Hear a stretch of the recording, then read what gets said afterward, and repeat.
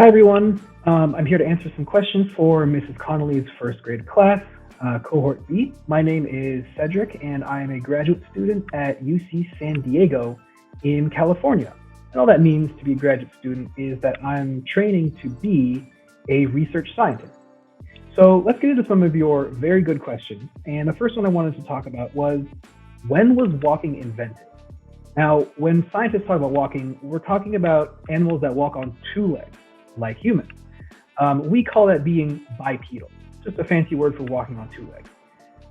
The earliest example we know of a species walking on two legs was about 4 million years ago.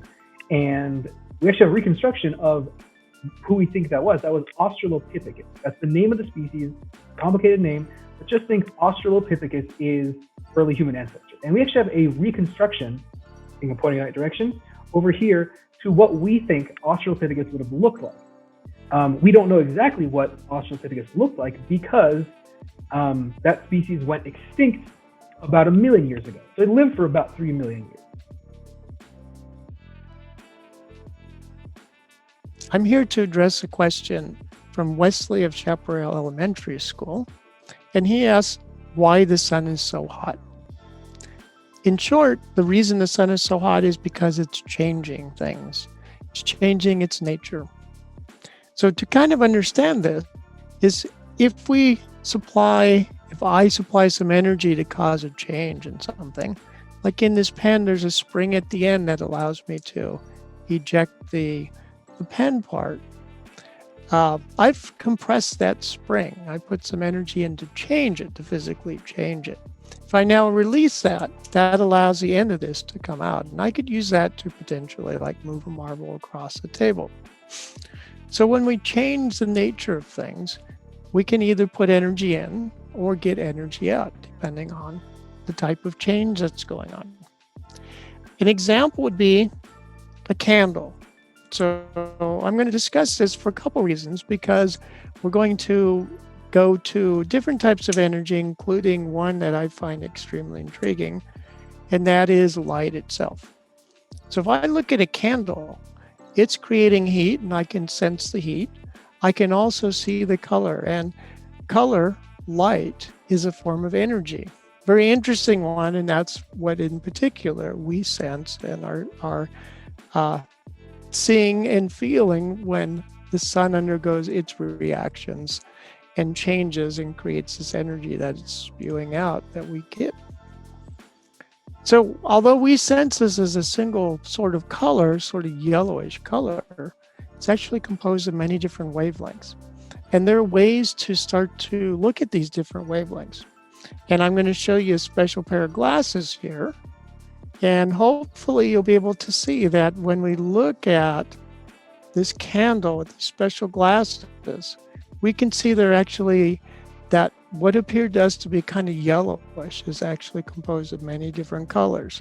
So we can see a special pattern here, but we can also see the colors broken up in those different areas of the pattern.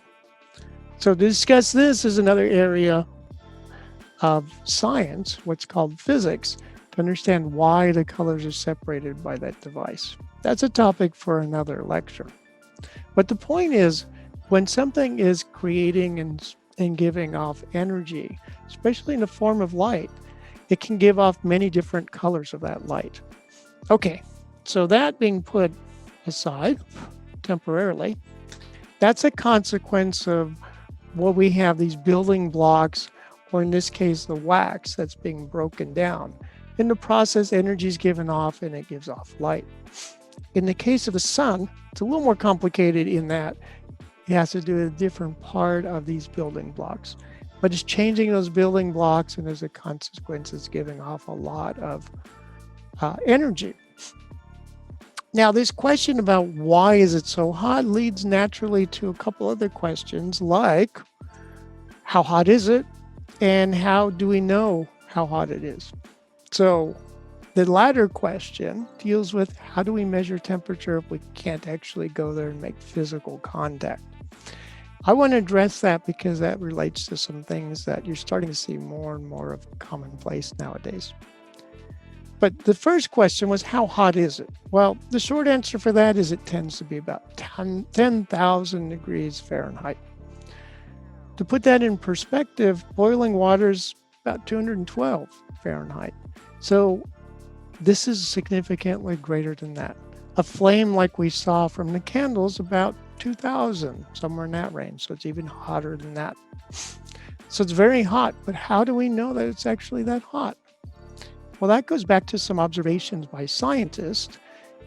Basically what we'll call physics, because that's the area I've kind of studied, where they observe that as you heat objects up, they tend to have colors. And the hotter they become, the different colors it would form. So for example, when something tends to be a certain temperature, it gets to be kind of reddish. If you take like a metal and heat it up, you heat it up even more, it tends to become more whitish. So the color changes. More specifically, as we saw, that color is composed of many different colors. So if we look at the prominent amount of each color, we can then determine the temperature. So there's a very strong correlation between the colors of an object and the temperature. That allows us now to determine temperature without physical contact. And that's the way we could tell the temperature of the sun. It's the way we can tell temperature of stars, and different stars have different temperatures as well. Some are hotter and some are cooler. So now that we know how to measure that temperature, the other aspect I wanted to address was that now becomes a very useful concept and strategy for measuring temperatures if you want to measure, say, for example, somebody's temperature without actually physically contacting them. This is something that is becoming more and more important and more commonplace when you go to see the doctor, or perhaps when you're going to school and they want to check out your temperature to make sure you don't have a fever. Now, that is, you yourself are putting out colors. These are not colors we can see, but these are colors that can be sensed by instrumentation.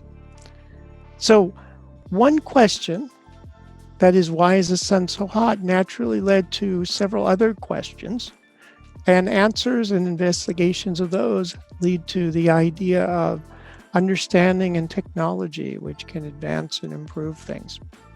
So with that in mind, I wanted to remind you that this inquisitive nature, asking questions, seeking answers, can lead to knowledge, and that can lead to technology and improvements. So I'd like to thank Wesley again for asking this question, kind of led us in a slightly different direction. And thank all who have submitted questions to the Reuben H. Fleet through their classes, or any student who has asked questions in general. Seek those answers, continue to shine bright like the sun, and continue to reach for the stars. Thank you.